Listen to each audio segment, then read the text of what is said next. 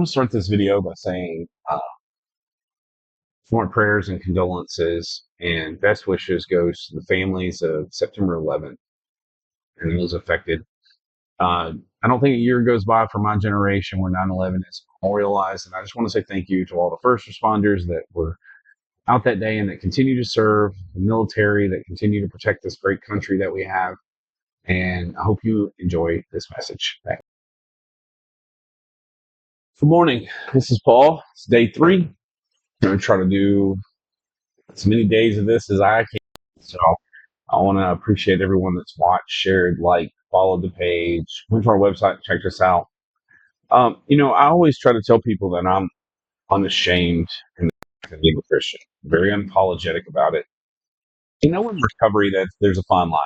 You don't want anyone to not, get help because of, maybe they think it's a Jesus thing. And you also want to be very clear that it is a spiritual program.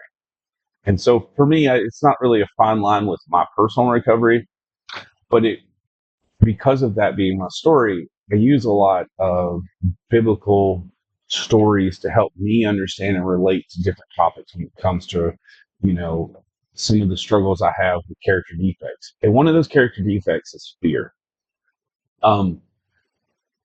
Being afraid doesn't mean you're coward in a corner, right? It doesn't necessarily mean that you're incapable of making tough decisions in particular situations. But what it does help me be aware of is understanding when there is fear, when I didn't recognize it as that. The idea that things in life have to be consistently easy is insane. Life should be difficult to some extent, because those difficult things in life that you encounter is what help you grow as a human. I talked about in the beginning, a few minutes ago, I talked about how my spiritual life as a Christian has influenced my recovery. And I want to give you a good example. In Mark 5, verses 1 through 20, there's this story about a demon-possessed man. And I don't want to go into, preaching too much, but I want to just give you a description of who this man was. It says, when Jesus got out of the boat, a man with an impure spirit came from the tombs to meet him. This man lived in the tombs, and no one could bind him, not even with chains. For he had often been chained hand and foot, but he tore the chains apart and broke the irons off his feet. No one was strong enough to subdue him. Night and day, the tombs and in the hills, he would cry out, cut himself with stones. When he saw Jesus from a distance, he ran and fell on his knees in front of him, and he shouted at the top of his voice, "What do you want with me, Jesus, Son of the Most High? In God's name, don't torture me." For Jesus had said to him, "Come out of this man, you impure spirit." I wanted to take a minute to really understand the comparison to this in my day and time.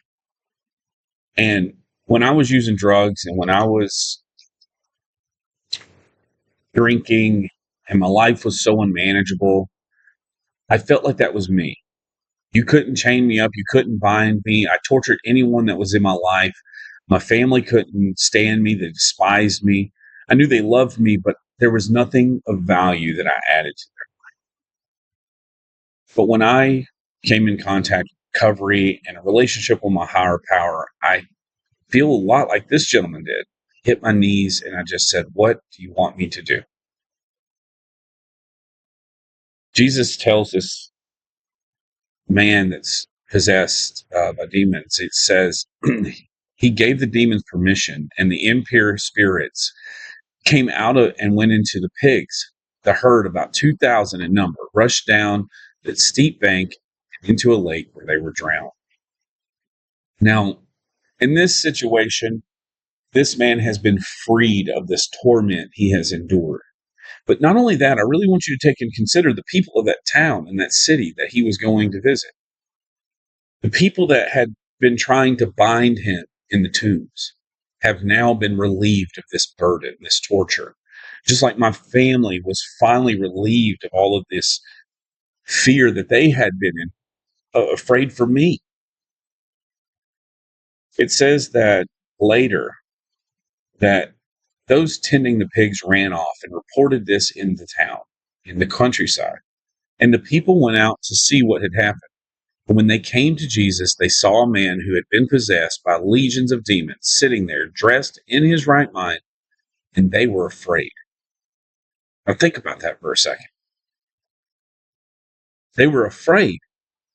They were scared that somehow, some way, this gentleman had found a way to heal this man. So what do you think they do? You think they would celebrate, say, thank you, we're so appreciative, you've done us this great deed. But it says those who had seen it, those who had seen it told the people what had happened to the demon-possessed man, and they told about the pigs as well. Then the people began to plead with Jesus to leave their region, as they were afraid.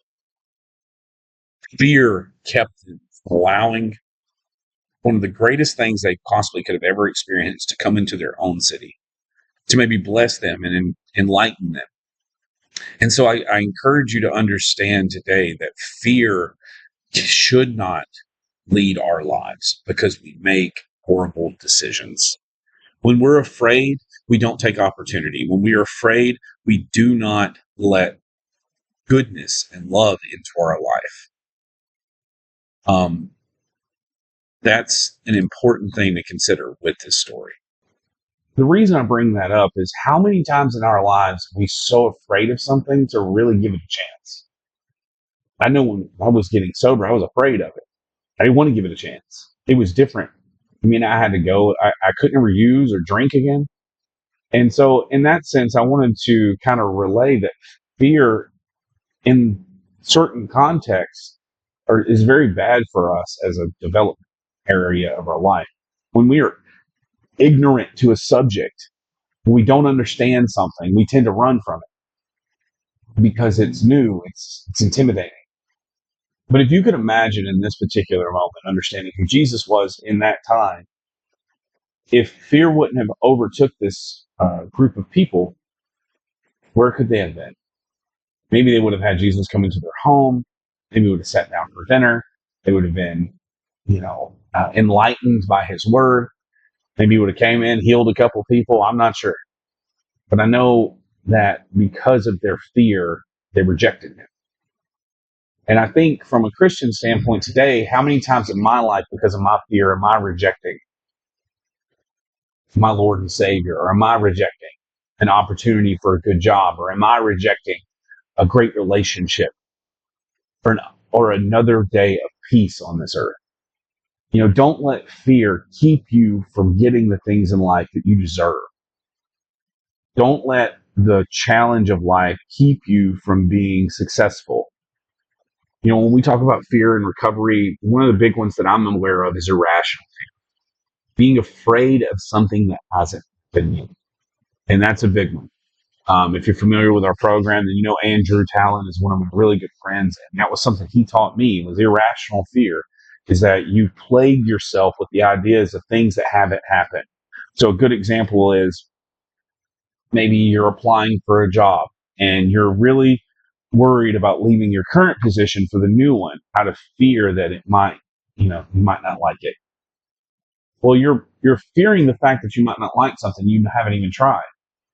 Well, I don't want to go to that meeting because it might be boring. You're afraid of something that hasn't even happened. Give it a try. I know those are really vague examples, but if you ever find yourself during the day thinking and afraid of something that is in the future that hasn't even happened, that's an irrational fear. It takes courage to be sober. It takes courage to be boastful about what you believe in. It takes courage to continue to strive in life. But being afraid of things that haven't even happened is a risk. But the truth is, we all do it. We're not perfect in any sense of the matter, but we can perfect the way that we deal with fear.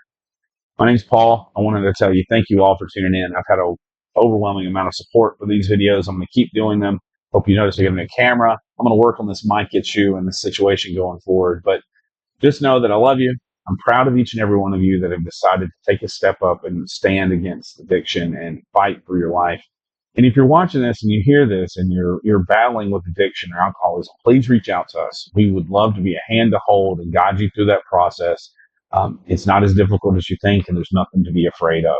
The only thing to fear is getting your life back, because it will most certainly happen once you give up the drugs and alcohol that have tied us all down for so long. Check out our website, projectexoduscorp.com. You can go there, check out our page, the services we provide, the things that we do. You can also go there and see our huge catalog of t-shirts we sell. The money we raise from those t-shirts goes to helping people in early recovery, helping them with housing, bus passes, phones, boots, different things that you may need.